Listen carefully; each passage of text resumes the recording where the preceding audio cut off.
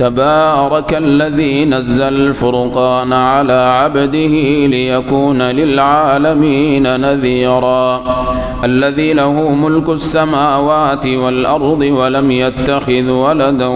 ولم يكن له شريك في الملك وخلق كل شيء فقدره تقديرا واتخذوا من دونه آلهة لا يخلقون شيئا وهم يخلقون ولا يملكون لأنفسهم ضرا ولا نفعا ولا يملكون موتا ولا حياة ولا نشورا وقال الذين كفروا إن هذا إلا إفك افتريه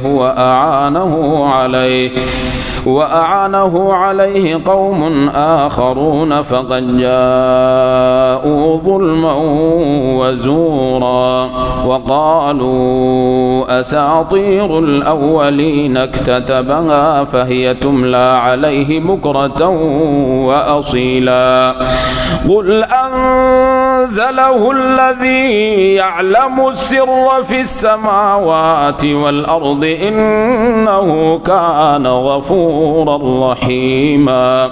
وقالوا ما لهذا الرسول يأكل الطعام ويمشي في الأسواق لولا أنزل إليه ملك فيكون معه نذيرا أو يلقى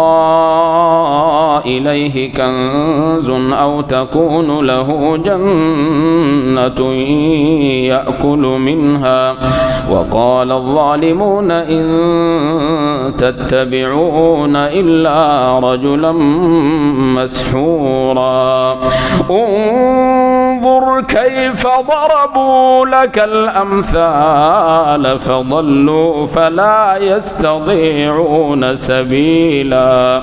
تبارك الذي إن شاء جعل لك خيرا من ذلك جنات تجري من تحتها الأنهار ويجعل لك قصورا بل كذبوا بالساعة وأعتدنا لمن كذب بالساعة سعيرا إذا رأتهم من مكان بعيد سمعوا لها تغيظا وزفيرا وإذا ألقوا منها مكانا ضيقا مقرنين دعوا هنالك ثبورا لا تدعوا اليوم ثبورا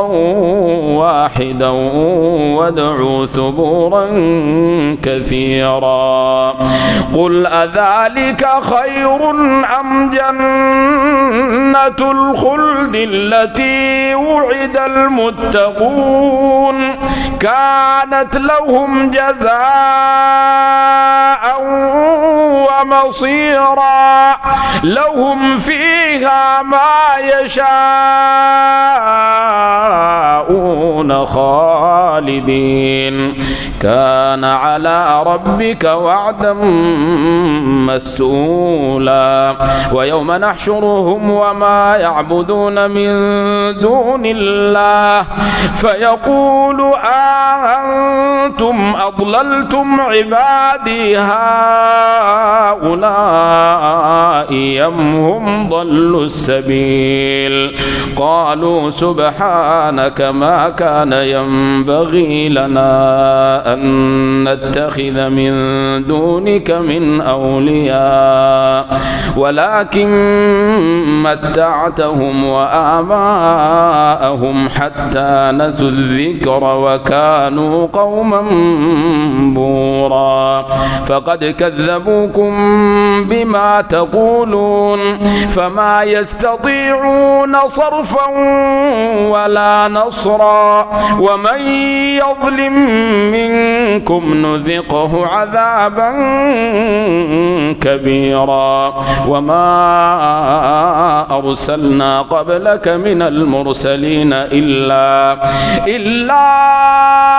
إنهم ليأكلون الطعام ويمشون في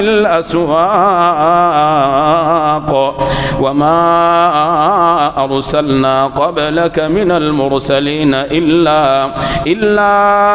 إنهم ليأكلون الطعام ويمشون في الأسواق وجعلنا بعضكم لبعض فتنة أتصبرون وكان ربك بصيرا.